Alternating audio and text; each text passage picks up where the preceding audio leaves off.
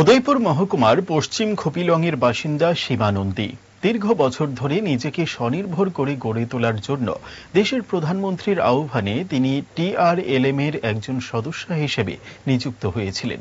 শিবম মহিলা দল নাম দিয়ে তিনি TRLM এর কৃষি সখীতে কাজ করছেন।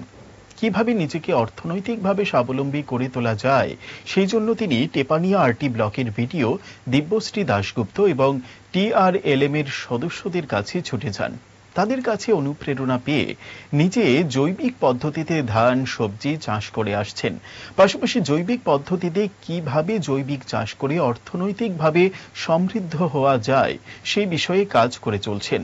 সীমা নন্দীর TRLM এর অধীনে 60 থেকে 70 জন কৃষক আছেন। তারা প্রত্যেকে জৈবিক সার নেবার পাশাপাশি TRLM এর দিদিরা ও এই জৈবিক সার কিনে নিয়ে জমিতে ব্যবহার করছেন।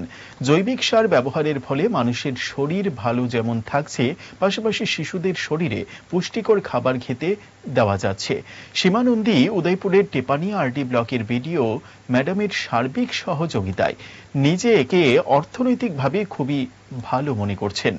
এবছর তিনি সবজি চাষ, গরু এবং পুকুর তৈরি করেছেন এবং রাবারও বিক্রি করে নিজে এবং পরিবার নিয়ে সুখে শান্তিতে বসবাস করছেন। অর্থনৈতিকভাবে নিজেকে তৈরি করতে পারায় সরকারের কাছে কৃতজ্ঞতা প্রকাশ করেছেন তিনি। আমার এই TRLM এর একটা দলের নাম হচ্ছে শিবং মহিলা দল। শিবং মহিলা দলে আমি একজন সদস্য। আর TRLM থেকে আমি কৃষি সখীর কাজ করতেছি।